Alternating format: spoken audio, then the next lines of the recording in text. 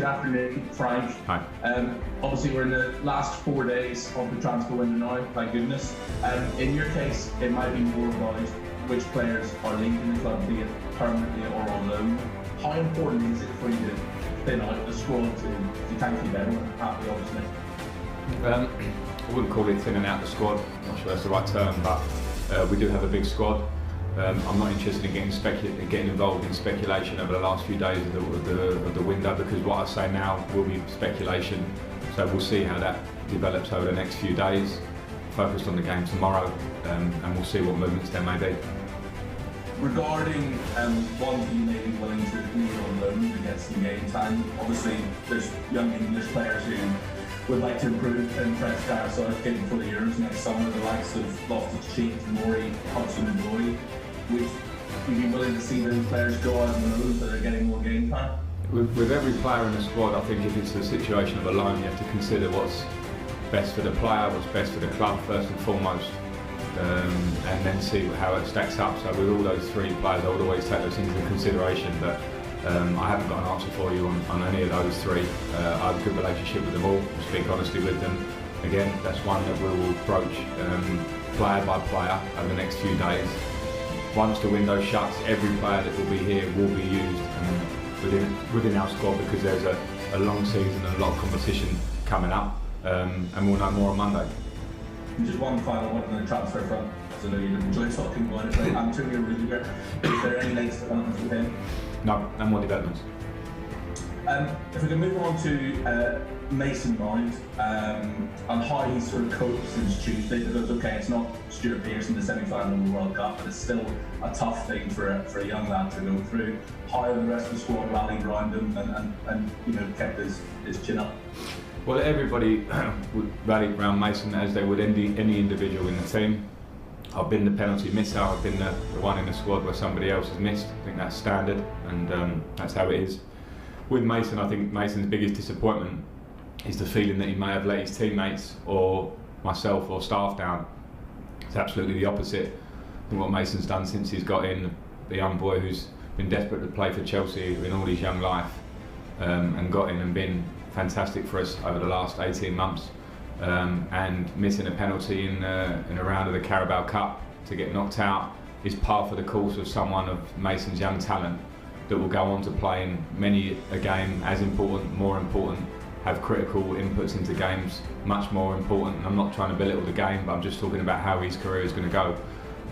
So he's supported by everybody at the club, and we all move on. One more, please, Jamie. Just one final question from me, if you don't mind. Sorry, just one final one. I'm conscious I've already asked you about the handball situation this week, but I'm going to ask you about it again, because we've now had clarification that the Eric Dyer incident last Sunday would still be considered a handball, because as soon as your arm was above your shoulder, that's automatically a handball. It's in the laws of the game. Do we need to just strip the laws right back and say, you know, was it deliberate? Did you get an advantage from it? Have they become way too complicated now? I think with handball, unfortunately, you won't be able to distinguish what's deliberate or not. There's a grey area, a natural grey area, and I think that's tough. So I think it's more seeing now how the new, the slight amendment and how the referees put that into practice. We need to give that some time. It felt a healthy change when I read it, and let's see how it works in real time, because it's not all so easy for the referees. It's a difficult rule to have a clinical decision on in those sort of in-between moments of natural positions and jumping and all those things, so we'll see. Okay. Hi, John. How important is this game with Palace, given obviously what happened at West Brom, Tottenham, just to try and kickstart things for you? It's important, John, but as important as every game is. I know that's slightly a cliched answer, but I think we've started the season here, we've gone and won at Brighton, which was a tough game. I think they've shown that in their form in that game, and since then we lost to the champions with 10 men for 45 minutes when it was 0-0. And then at West Brom, of course, the first 30 minutes, 3 clear mistakes make goals, and normally you lose those games, we managed to get a point. So I think there's certainly some clear perspective needs to go into our first 3 games. But of course we want to win the game against Palace, because we want to win games, we want to find that feeling of win and win and win, which is absolutely capable of this team. But we're absolutely very early on in the season as a group, with players that are now coming fit, of new signings that will be getting more settled every day that we train together and improve together. So I'm not concerned. We will attack the game with confidence and a real desire to win, and that's what we should do with every game. And for you, obviously on Tuesday night, you had a few words on the touchline with Jose. As a young manager, is that important for you to try and put down a marker to other managers, or is it just your competitive edge? No, yeah, certainly not a marker. I think on the line, if you look like you are forced and trying to be, I don't know, what might be perceived as arrogant for what that looks like, or trying to portray a character, I think that sometimes could become maybe not real or maybe boring from the outside. I certainly don't do that. I just react as I see fit in the game. In the competitive nature, sometimes you can reflect and go, was that too much or not? That's fine. I don't think people should expect you to play, to not get caught up in the excitement sometimes, and that was just it. It's no big deal. Just a word about Roy Hodgson. I suspect you'd be fairly happy, wouldn't you, if you still had that competitive edge, that desire for the game, coaching at the age of 72? Yeah, absolutely. And when I talk about people putting on character or not, Roy has been an incredibly straight down the line manager, person, coach. His career is something that's beyond exceptional. I've got so much respect for Roy Hodgson and the job he does and the way he carries himself. Don't want to preempt it, but there'll be no touchline slaps with me and Roy tomorrow because I've got too much respect for him and think he's just brilliant as a man. And just a normal question about Pulisic, Ziyech. What's the news on there? Pulisic is in the squad for tomorrow. He won't start the match because of the injury he's had, and it's been a difficult injury. And I am very keen to get him back in there, so it's great to have him back for himself and for the boost I think it gives the team. He's an important player for us. Hakim Ziyech is getting closer but not quite fit enough to be on the bench. Hi Brian. Hi. You've played a lot of centre-backs at your time at Chelsea. You played in teams where you've had a solid centre-back pairing that have played for the majority of the season.